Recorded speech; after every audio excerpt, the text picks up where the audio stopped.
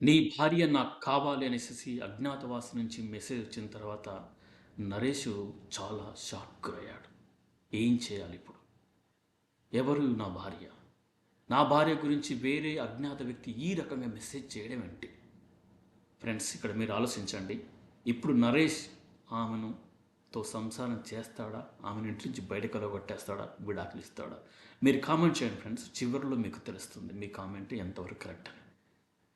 So Naresh ఆ message చూసుకున్న తర్వాత తను నా భార్య గురించి నేను తెలుసుకోవాలి ఏంటి అనేసి ఆ మెసెంజర్లో ఉన్నటువంటి, అంటే ఆ అజ్ఞాత వ్యక్తి ఫ్రెండ్ లిస్ట్లో ఉన్నటువంటి ఇద్దరు ముగ్గురు కాంటాక్ట్ అయితే అందులో ఒక్కరు రిప్లై ఇచ్చారు. అతనికి మెసెంజర్ ద్వారానే ఫోన్ చేశాడు వాళ్ళకి. మెసెంజర్ వాళ్ళతో మాట్లాడి, మీ ఒక అజ్ఞాత వ్యక్తి మీ ఫ్రెండ్ లిస్ట్ నుంచి నాకు ఒక మెసేజ్ పెట్టాడు, ఒక అమ్మాయిని కావాలని అడుగుతున్నాడు, మీకు అతని గురించి తెలుసా అని అడిగితే అతను తెలుసు అని చెప్తాడు. చెప్పిన తర్వాత, కానీ నేను అతని గురించి చెప్తాను, కానీ నా గురించి ఎక్కడ కూడా మీరు తెలియజేయద్దంటే ఈ నరేష్ హామీ ఇచ్చాడు. అసలు ఎందుకు నీకు చెప్పాలనేసి కూడా ప్రశ్న అడిగాడు. అదంతా పెద్ద కన్వర్సేషన్ ఉందన్నట్టు వాళ్ళ మధ్యలో. సో ఆ అజ్ఞాతవాసి ఫేస్బుక్లో ఉన్నటువంటి ఫ్రెండు నరేష్కు అంతా వివరించాడు. మిస్టర్ నరేష్, ఆ అజ్ఞాతవాసి చాలా దుర్మార్గుడు. ఇద్దరు ముగ్గురు అమ్మాయిలను కూడా వాడు మానభంగం చేశాడు. అయితే నరేష్ అడిగాడు, నేను బాధితులైనటువంటి అమ్మాయిలకు నేను ఆర్థిక సాయం చేస్తున్నాను, ఆదుకుంటున్నాను. అయితే వాళ్ళని ఆదుకొని చివరికి వాళ్ళకి వాళ్ళ తల్లిదండ్రులకు పంపించడం కానీ, లేదంటే వాళ్ళకు ఒక పర్మనెంట్ సొల్యూషన్ ఇస్తున్నాను. నాకు ఇప్పుడు ఒక అమ్మాయి అదే సిట్యుయేషన్లో ఉంది, తన తల్లిదండ్రుల దగ్గరికి వెళ్ళట్లేదు, నేను ఆమెకు పర్మనెంట్ సొల్యూషన్ ఇవ్వాలి.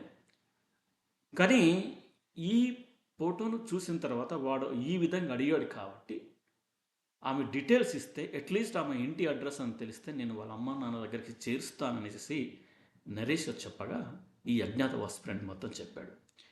ఈ అజ్ఞాతవాసి చాలా దుర్మార్గుడు అండి. నరేష్ భార్యను అక్కడ వాళ్ళు కిడ్నాప్ చేశారు. కిడ్నాప్ చేసి ఈ అమ్మాయిను మానభంగం చేశాడు. చేసిన తర్వాత ఇప్పుడు ఈ అజ్ఞాతవాసి ఫ్రెండ్కి ఫోన్ చేసి రండిరా అని చెప్పి వాళ్ళని కూడా రమ్మని చెప్పేస్తే వీళ్ళు వచ్చారు. కానీ అందులో ఇంకొక వ్యక్తి కూడా ఈ అమ్మాయిని మానభంగం చేశాడు.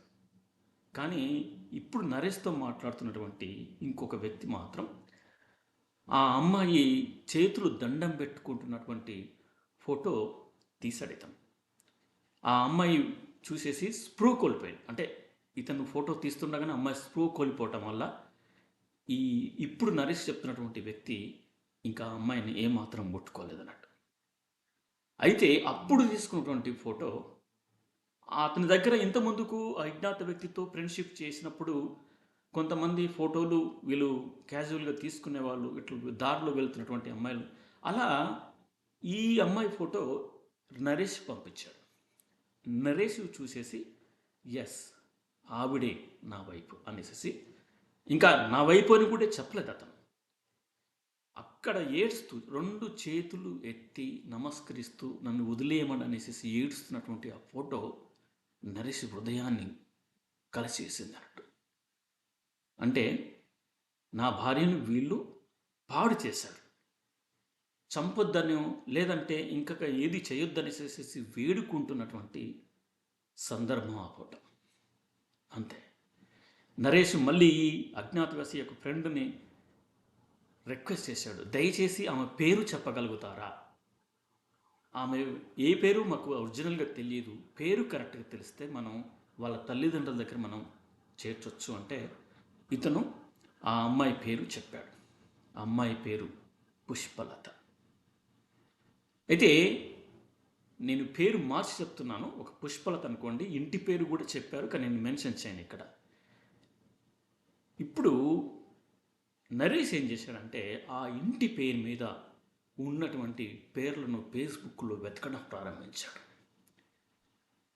సో చివరికి ఈ పేరు గల వ్యక్తులు కేరళలో ఉన్నట్టు గమనించాడు. ఆ ఊరు అదంతా కూడా సెర్చ్ చేసేసి, అంటే ఇదంతా ఫేస్బుక్, ఈ అబ్బాయి కూడా టెకీ జాబ్ చేస్తాడండి. ఫేస్బుక్లో సెర్చ్ చేసిన తర్వాత ఆ ఊళ్ళో కనుక్కున్న తర్వాత వాళ్ళ ఫోన్ నెంబర్ కూడా సంపాదించాడు. సంపాదించిన తర్వాత అప్పుడు తన ఫేస్బుక్ మొత్తం డిలీట్ చేశాడు. ఇతను మొత్తం డిలీట్ చేశాడు. అంత ముందుకు తనకు ఫేస్బుక్లో వీళ్ళ ఫ్యామిలీ ఫోటో పెట్టే అలవాటు ఇతనికి మాత్రం ఉంది, కానీ ఇతని ఆ ఫేస్బుక్ లొకేషన్ ఎక్కడ కూడా ఏమీ అప్డేట్ చేయలేదు ఇతను. సో ఈ అమ్మాయికి కూడా తెలియదు, తన భార్య కూడా ఈ ఫొటోస్ పెడుతున్నట్టు ఏమీ తెలియదు. అమ్మాయి ఏమీ పట్టించుకోదు. ఇతనితో హ్యాపీగా ఉండటం, ఇల్లును చూసుకోవడం మాత్రమే ఈమె చేస్తున్నటువంటి పని. సో అప్పుడు ఇతను నరేష్ ఫేస్బుక్ని డిలీట్ చేసేసి వీళ్ళ అమ్మ నాన్నలకు మొత్తానికైతే ఫోన్ చేయగలిగాడు. అమ్మ నాన్నలు ఒక్కసారి ఫోన్ ఎత్తి, ఎవరు బాబు నువ్వు అంటే, మీరు ఈ పుష్పలత తల్లిదండ్రులేనంటే, అవును, మా అమ్మాయి ఎప్పుడో మిస్ అయిపోయింది, సంవత్సరాలు వెతికి మేము వదిలేశాము, తను చనిపోయిందనేసి ఫోటో కూడా దండ పెట్టాము, దండం ఏమంటారండి, పూలదండ వేసాము అని అంటే, లేదు మామయ్య అనేసరికి వాళ్ళు షాక్ అయ్యారు. ఎవరు బాబు నువ్వు నన్ను మామయ్య అని పిలుస్తున్నావు అంటే నా కూతురు బ్రతికి ఉందా అంటూ ఆయన ఆతృతగా అడిగేసరికి, ఎస్, మీ కూతురు పుష్పలత బ్రతికే ఉంది, ఆవిడ నా భార్య ఇప్పుడు. సో మీరు పుష్పలత చనిపోయింది అనేసి మీరు అనుకోవద్దు, బ్రతికే ఉందనేసరికి ఆ ఇద్దరి అమ్మ నాన్నల, అంటే ఈ పుష్పలత వాళ్ళ అమ్మ నాన్నలు ఎంతో సంతోషానికి, ఉద్వేగానికి గురైపోయారు.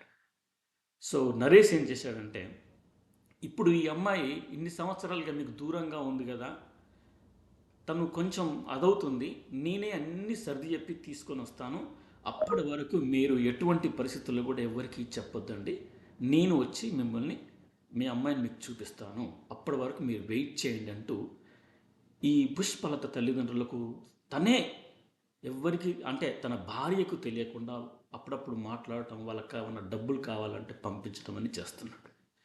అయితే ఇక్కడ విషయం ఏంటంటే, పుష్పలత తనకు తల్లిదండ్రులు చిన్నప్పుడే చనిపోయారని చెప్పింది, నెంబర్ 1 పాయింట్. తర్వాత ఒక వృద్ధ తల్లిదండ్రులు నన్ను తీసుకొచ్చుకొని సాదుకున్నారు, దట్ ఈజ్ ఇన్ ముంబై అని చెప్పారు అన్నట్టు. సో మరి మన కేరళలో ఉన్నటువంటి వ్యక్తి ముంబైలో ఎలా ఎండ్ అయింది, మీరు ఊహించి నాకు చెప్పండి ఏమై ఉంటుంది అనేసి. సో ఇప్పుడు నరేష్ ఎందుకు నా భార్య తల్లిదండ్రులు ఉన్నా కూడా మరణించినట్టు చెప్పింది అనేది ఇప్పుడు తను ఊహించగలిగాడు. అంటే ఈ అమ్మాయిని కేరళలో కిడ్నాప్ చేసి, మానభంగం చేసి, తర్వాత పూణేకు వాళ్ళు ఈ అమ్మాయిని పంపిస్తున్నారంట, అంటే ఒక వేశ్య కొంపలోకి. అక్కడ అమ్మాయి ఆ క్రమంలో వీళ్ళ నుంచి తప్పించుకొని పారిపోయి మొత్తానికైతే ముంబైలోని ధరవీ ప్రాంతంలో ఆమె వెళ్ళిందన్నట్టు. అంటే ఇది నేను ఊహిస్తున్నాను, ఆ ధరవీ ప్రాంతంలో. ఎందుకంటే ఈ అమ్మాయి తనతో చెప్పింది, ముంబైలో మాకు ఒక రేకుల ఇల్లు, మా అమ్మ నాన్న వాళ్ళు నన్ను పెంచుకున్న వాళ్ళు చాలా ముసలి వాళ్ళు, రేకుల ఇల్లు అని చెప్పింది. నేనైతే అనుకుంటున్నాను, బహుశా ఆ రేకులు ఉండే ప్రాంతం ముంబైలో ధరవీ ప్రాంతం అని అనుకుంటున్నాను. ఎందుకంటే ధరవీ ప్రాంతానికి వెళ్తే అక్కడ మొత్తం రేకుల ఇళ్ళతోని ఒక slum area, the biggest slum area in India. నేనైతే ఆ ప్రాంతాన్ని అనుకుంటున్నాను. బహుశా వీళ్ళ నుంచి తప్పించుకొని అక్కడికి వెళ్ళి ఈ వృద్ధ తల్లిదండ్రుల దగ్గర ఒక షెల్టర్ తీసుకుని అక్కడ ఆమె కొంతకాలం పనిచేసి, అప్పుడు ఆమె మ్యారేజ్ ప్రొఫైల్ క్రియేట్ చేసుకొని చివరికి నరేష్ దగ్గరికి చేరుకుంది ఈ అమ్మాయి పుష్పలత. తన భార్య ఎప్పుడు కోవిడ్ వచ్చినప్పుడు, తనకు 3 సార్లు కోవిడ్ వచ్చిందండి నరేష్కి. 3వసారి వచ్చినప్పుడు ఇంక నేను పోతానేమో అనేసి భయపడ్డాడు. కానీ ఆ సమయంలో హాస్పిటల్లో ఉన్నప్పుడు కూడా తన భార్య పుష్పలత అసలు మాస్క్ వేసుకోకుండా తన దగ్గర ఉండి తనకు సేవ చేసింది. నరేష్ చాలాసార్లు చెప్పాడు, లత ప్లీజ్ నువ్వు మాస్క్ వేసుకోని, కానీ ఆవిడ వేసుకోలేదు. నేను మాస్క్ వేసుకోవాల్సిన అవసరం లేదండి. మీరు ఒకవేళ వెళ్ళిపోతే మరుక్షణమే నేను నీ ఎంట వస్తాను అనగలిగింది అంటే చూడండి. నరేషు ఈమెను అతిగా ప్రేమించడం కాదు, ఈమె మాటలకు కూడా ఆమె అంత మధురంగా ఉంటే చూడండి. నువ్వు మరణించిన మరుక్షణమే నేను నీ వెంట వస్తాను అనేటువంటి వ్యక్తిని ఎవరైనా వదులుకుంటారా చెప్పండి ఫ్రెండ్స్. సో అందువలన నరేషు ఆమెకు బాగా ఫిదా అయిపోయాడు అన్నట్టు. ఎప్పుడు కూడా ఆమెను పైన అరవటం కానీ కూడా చేసేవాడు కాదు.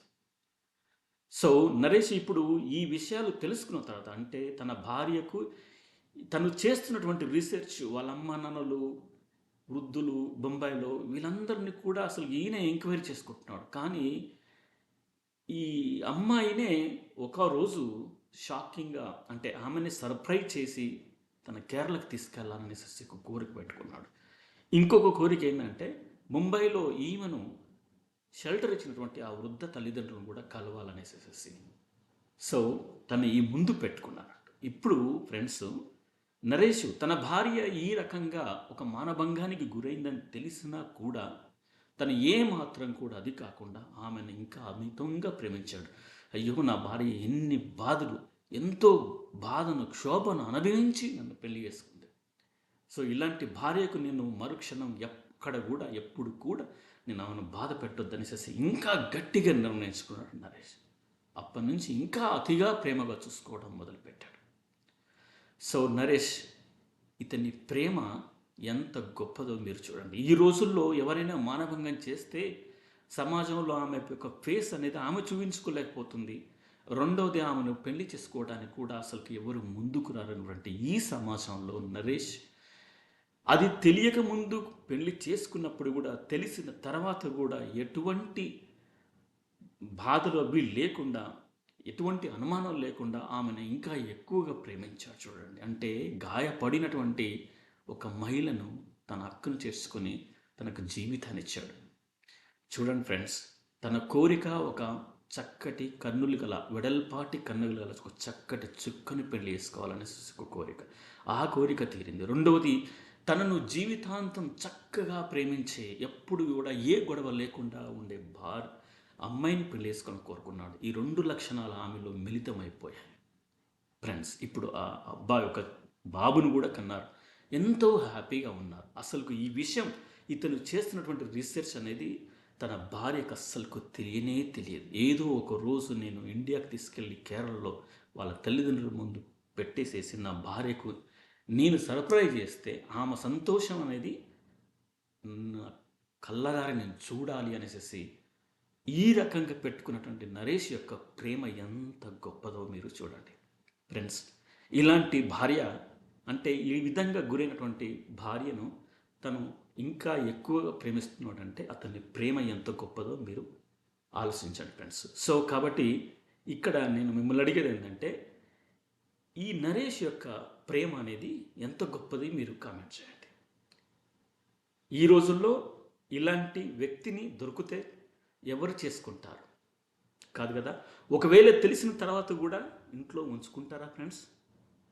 కొంతమంది సమాజంలో ఉన్నారు, వాళ్ళు ఇటువంటిదని తెలిస్తే ఇంట్లో ఉంచుకో. కానీ నరేష్ తన భార్య బాధలన్నీ చూసిన తర్వాత తను ఇంకా ఎక్కువగా అమితంగా ప్రేమించే నరేష్కి నేను ఒక సల్యూట్ చేస్తున్నాను ఫ్రెండ్స్.